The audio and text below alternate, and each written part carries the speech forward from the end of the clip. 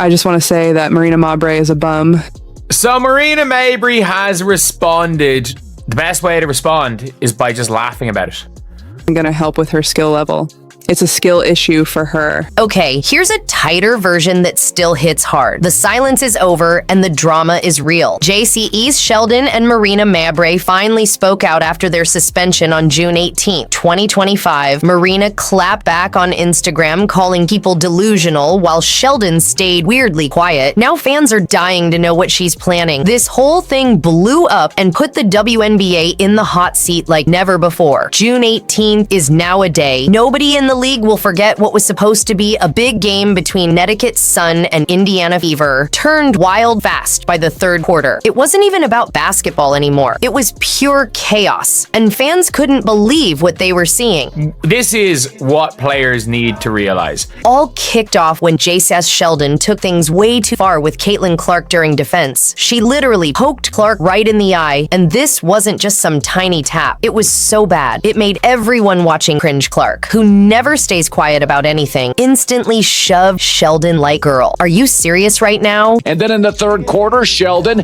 poked her in the eye again. This is something we see all the time. They were on each other. They were talking. It was trashy.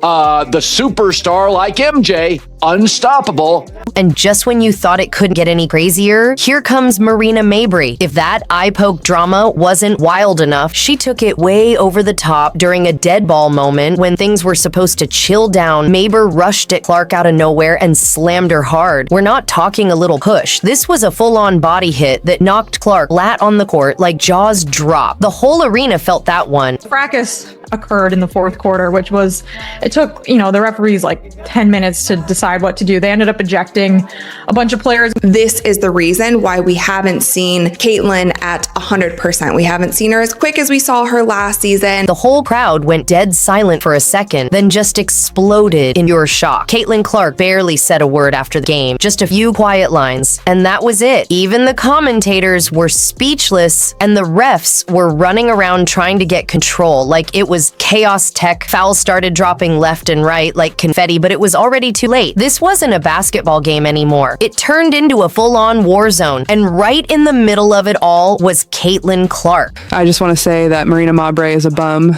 and I own her. She shoved me like that was going to change the score.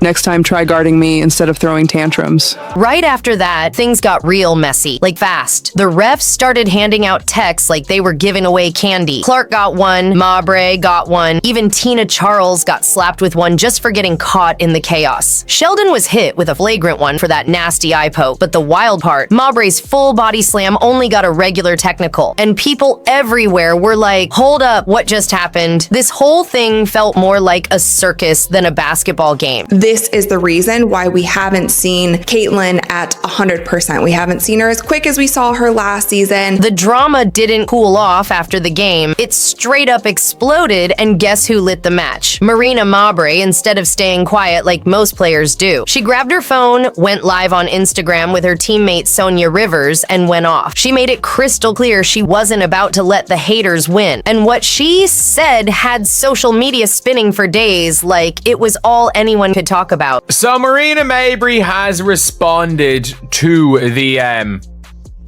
to everything that's going on in my opinion, the best way possible.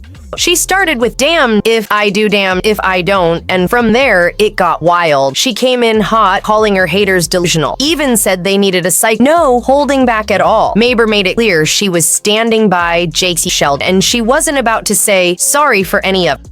Probably the best way to respond.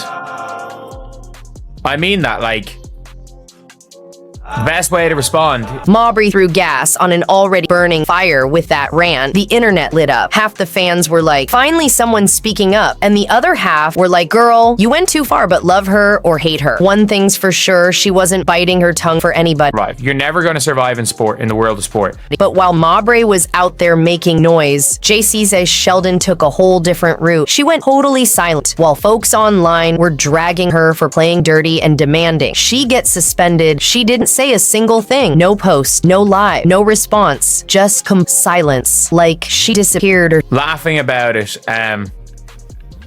like pretending that it doesn't bother you. Silence spoke louder than words and had everyone guessing, was she quiet because she had nothing to say, or was she playing it smart, hoping the chaos would die down either way? The internet wasn't letting up. Folks called her dirty, said she couldn't handle, and dragged her for not owning up to what happened.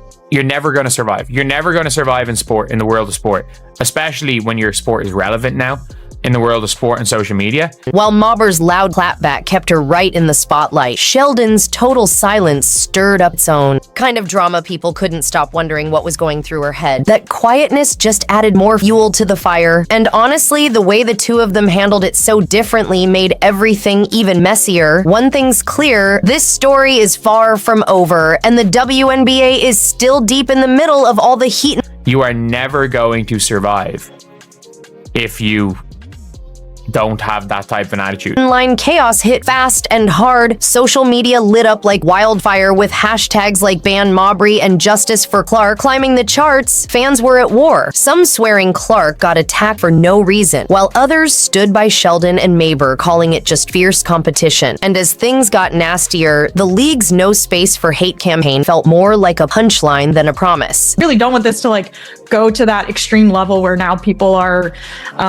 saying just crazy things, because this has been around in the WNBA for a long time. It's a really aggressive sport. The big question hanging over all of this was simple. What was the WNBA gonna do? At first, the response felt super weak. Mabrey got hit with a $400 fine after her tech got bumped up to a flagrant. Two Sheldon's flagrant ones stayed the same, and that was it. No suspensions, nothing serious. Just another day business, as usual, and fans were not having it. People started wondering if the league actually cared about player safety or if they were just trying to save face. But once the outrage hit a boiling point, the WNBA finally caved. Reports came out saying both Sheldon and Mabrey were getting suspended. And just like that, the league tried to take back control, but by then, the storm was already out of their hands. And the internet wasn't done talking. Officials give a tech to Sheldon for poking.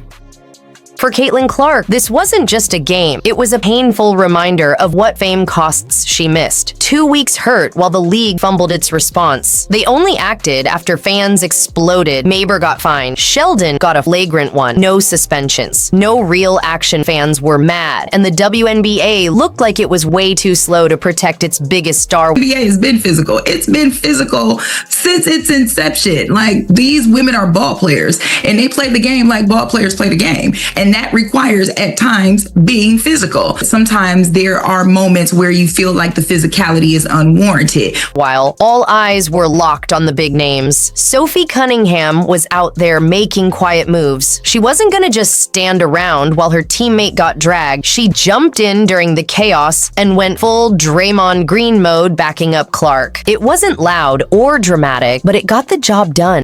Did Sophie Cunningham take it a little bit too far? Yeah. The All-Star game tonight, just from this one play, because she was standing on business. It wasn't a dirty play. It was an intentional foul, and it was meant to send a message. This is where the WNBA started catching serious heat. Fans were already doubting if the league could protect its stars. And this mess just proved their point. The punishments for Mabrey and Sheldon felt way too soft, especially after what went down, and the slow response only made the whole situation look even worse. Again, we don't know how bad it is. The No Space for Hate slogan turned into meme material. Real quick fans were dragging the WNBA, saying, how can you talk about respect when you're letting this kind of mess slide? The whole thing made the league lookless and out of touch. The WNBA proudly announced their latest initiative, No Space for Hate, No Space for Hate. The WNBA stayed quiet, hoping things would cool off, but fans didn't let it go when suspensions finally came. It felt too late if Caitlin Clark wasn't safe. People wondered who was this. Wasn't just drama, it was a warning sign. The league had some serious fixing to do. And the officials give a tech to Sheldon for poking Clark. Right, now the WNBA feels stuck, trying to make everyone happy, but failing all around. Late suspensions, saw fines, mixed signals. It's all adding up, and not in a good way. Even with Caitlin Clark as their star, she can't fix a league that won't fix itself. This is bigger than basketball. Now it's about keeping the league alive, and the WNBA has a lot to clean up. There are millions of people that never cared about the WNBA at all, that now care because Caitlin Clark is in the WNBA. Caitlin Clark brings the crowds, the views, the hype, but when she's out, the league struggles. The WNBA has to step up because one player can't carry it all forever. God, they get Caitlin Clark. She's injured for 2 weeks. All of a sudden, attendance goes down. Right now, the one thing the WNBA can't afford is messing up again. The June 18th chaos exposed their weak spots, and now all eyes are watching what they do next. This moment could build the league or break it. This is why the WNBA is never, ever, ever going to work. The WNBA needs to tighten up the refs. Late calls and soft penalties won't cut it. Players need clear rules and real consequences, or this mess will never stop.